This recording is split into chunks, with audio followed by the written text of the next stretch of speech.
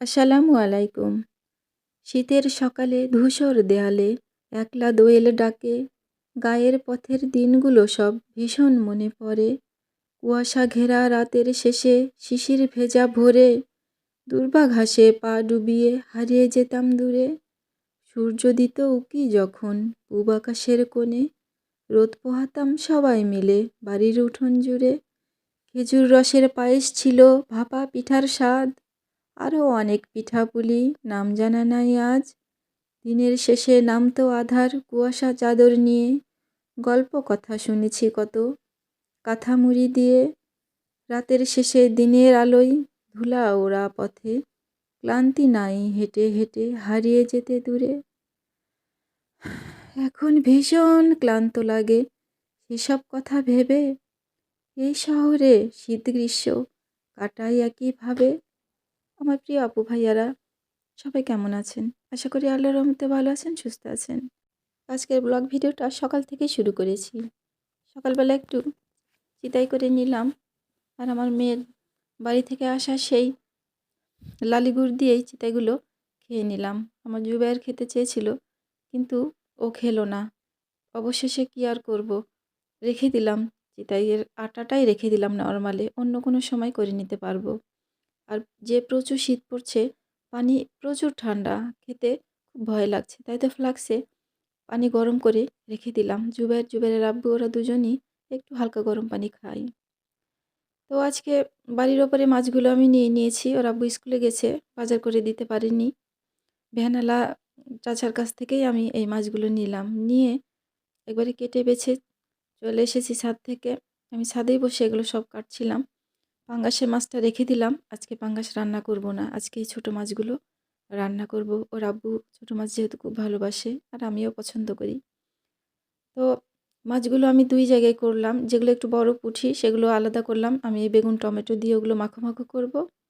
আর যেগুলো ডারকা মাছ বলে ওগুলোকে, ছোট ছোট যেগুলো ছিল, আর কয়েকটা ছোট পুঁটি ছিল ডারকা মাছের ভেতরে, ওগুলো আমি আলু দিয়ে রান্না করব, আলু টমেটো দিয়ে।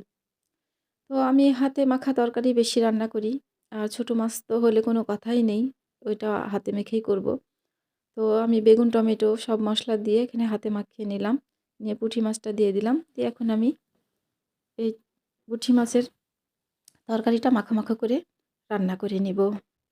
তো আমার প্রিয় আপু ভাইয়ারা, যারা আমার ভিডিওটা দেখবেন, দয়া করে শুরুতেই লাইক দিয়ে দেখাটা শুরু করবেন। আর যদি আমার ভিডিওটা একটু ভালো লেগে থাকে, ভিডিওর কোনো অংশ, তাহলে প্লিজ লাইক কমেন্টস শেয়ার করবেন, আর ছোট্ট করে একটা সাবস্ক্রাইব করে দিবেন। আপনাদের ভালোবাসায় আমি আজ এত দূর এসেছি, আপনাদের ভালোবাসা আমার প্রচুর দরকার। আল্লাহর রহম আর আপনাদের ভালোবাসা পেলেই আমরা যারা ইউটিউবে কাজ করছি, সবাই আল্লাহর রহমতে এগিয়ে যেতে পারবো। প্লিজ দয়া করে সবাইকে সাপোর্ট করবেন। তো আমার বেগুনের তরকারিটা রান্না করা হয়ে গেছে, এখানে আমি আলু টমেটো মাখিয়ে নিচ্ছি, দিয়ে দেবো সেই ডারকা আর ছোট্ট ছোট্ট পুঁটি দিয়ে। এটা আমি একটু চচ্চড়ির মতো করে করে নিব। আর এই হাতে মাখা তরকারিগুলো কিন্তু রান্না করতে বেশি সময় লাগে না, আর খেতেও কিন্তু খুব ভালো লাগে। তো আমার হাতে মাখাই চচ্চড়িটা হয়ে গেল। আর জুবাইর যেহেতু এই ছোটো মাছগুলো খাবে না, তাই জুবাইরের জন্য একটু ব্রয়লার মুরগির মাংস ছিল, এটুকুই আমি রান্না করে নিচ্ছি। আলহামদুলিল্লাহ, ও অন্তত 2 দিন খেতে পারবে এই মাংসটা, আর আমি সেভাবেই মাংসটা রান্না করে নিচ্ছি।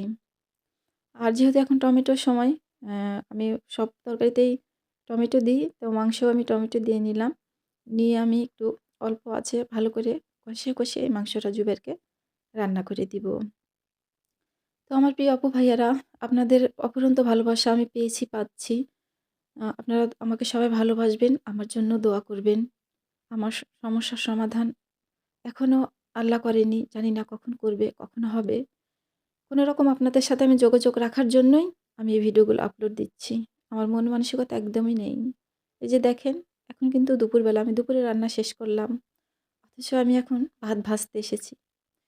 আমি প্রত্যেকদিন ভাত রান্না করছি, কিন্তু কেউ খেতে পারছি না।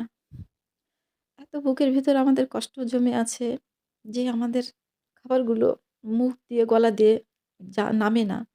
তো এই ভাতগুলো জমা হয়েছিল, তো ভাতগুলো নষ্ট করব, তাই তো ভাত দুপুরবেলা ভেজে নিলাম।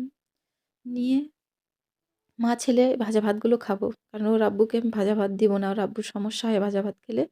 এখান থেকেই কিছু ভাত আমি রাইস কুকারে গরম করে নিয়েছি ওর আব্বুর জন্য। সব রান্নাবান্না শেষ করলাম করে, আজকে তো আর রোদ নেই। কয়েকদিন থেকেই রোদ নেই। ছাদে যেতে পারলাম না। এবার আর আমি তো ঘরে লেপের ভেতরে বসেই মা ছেলে খেয়ে নিচ্ছি ভাজা ভাত, ছোট মাছের চচ্চড়ি, বেগুনের মাখো, মাখো তরকারি দিয়ে খাচ্ছি। আর একটা টমেটোর সালাদ করে নিয়েছিলাম। বসে, বসে খেয়ে নিচ্ছি মা আর ছেলে। সবাই ভালো থাকবেন। আজকের ভিডিওটা এই পর্যন্তই। আর বেশি কিছু বলছি না, বলতেও পারছি না। আল্লাহ হাফেজ।